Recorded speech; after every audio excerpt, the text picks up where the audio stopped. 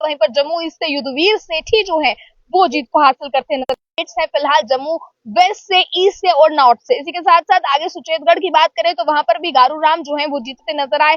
Udhampur east की बात करें रणवीर सिंह जो है वो जीतते नजर आ रहे हैं। इसी के साथ साथ नौशेरा कॉन्स्टिट्यूंसी की बात करें सुरेंद्र कुमार चौधरी जो है वो आगे नजर आ रहे हैं। समय तमाम तस्वीरें जो है वो स्पष्ट होती नजर आ रही हैं। अब लीडिंग बोर्ड के हिसाब से फिलहाल तक की जो कुछ जानकारियां है वो आप लोगों के सामने। देखिए 10 साल के बाद जब विधानसभा चुनाव हुए, एक लंबा अंतराल, जिसके बाद लोगों को काफी समय से इंतजार था कि कब आखिर और कहीं ना कहीं चीजें स्पष्ट हो जाएं, लोग किसको चाहते हैं, लोग क्या चाहते हैं, लोग क्या चाहते हैं कि किसके सर पर जीत का सेहरा सजाया जाए, ये तमाम चीजें स्पष्ट हो जाएंगी। जिसके बाद अभी फिलहाल की मैं बात करूं, देखिए अब कुछ ही समय बाकी है बिल्कुल फाइनल्स में, पर अभी तक के जो कुछ फाइनल्स रिपोर्ट सामने आ रहे हैं वो आप लोगों के सामने हमने रखी। देखिए आज आप जानते हैं कि कड़ी सुरक्षा के बीच जो है वो यहाँ पर काउंटिंग स्टार्ट हुई। सुबह 8 बजे से ही लोगों की नजर जो है वो लीडिंग बोर्ड पर थी कि क्या कुछ सामने आएगा, कौन कितने से आगे चल रहा है।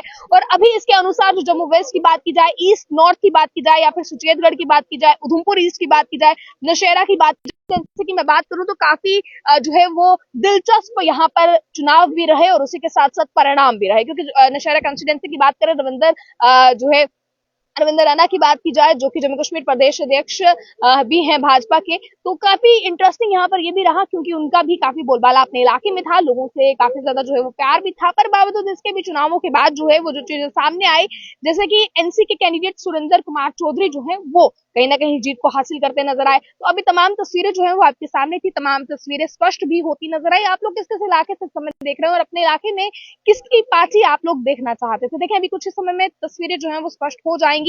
अभी कुल सीटों की अगर बात की जाए तो कुल सीटों में क्या गिनती निकलकर सामने आ रही है इस समय वो भी मैं आपको बताऊंगी।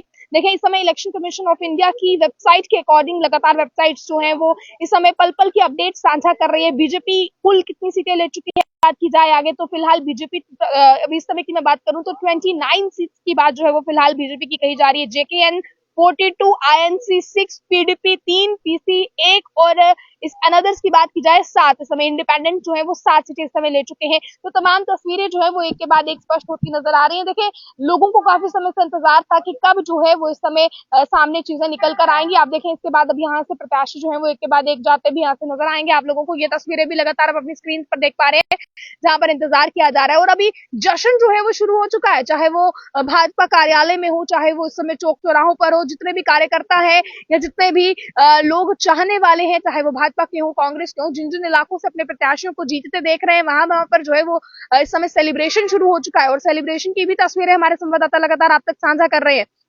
इसी के साथ अभी तक की तस्वीरों की मैं बात करूं तो ये सीधा आपने पोलिंग स्टेशन से तस्वीरें देखी जहां तक के लिए जो कुछ जानकारियां सामने आई हैं वो आपके सामने रखने की कोशिश की है। अब इसके बाद की जो कुछ जानकारियां होंगी या फिर सेलिब्रेशन की जो कुछ तस्वीरें होंगी वो भी आपके साथ साझा करेंगे। आपको आवाज अगर सुनाई दे रही हो यहाँ पर नारों की, क्योंकि आप देखें लगातार जो है वो खुशी का से जो प्रत्याशी जीता है कहीं ना कहीं उनके चाहने वाले या कार्यकर्ता या तमाम लोग उनके साथ जो है इस समय खुशियां मनाते भी नजर आ रहे हैं। तो तमाम तस्वीरें जो है वो आपके सामने थी फिलहाल। अब तक के लिए मुझे दीजिए इजाजत, आगे की तमाम जानकारियों के लिए या फिर आगे किसके सर जो है वो सेहरा सजने वाला है देखते रहे आप ऑली टाइम्स। मुझे और कैमरा पर्सन गुलशन को दीजिए इजाजत। जय हिंद।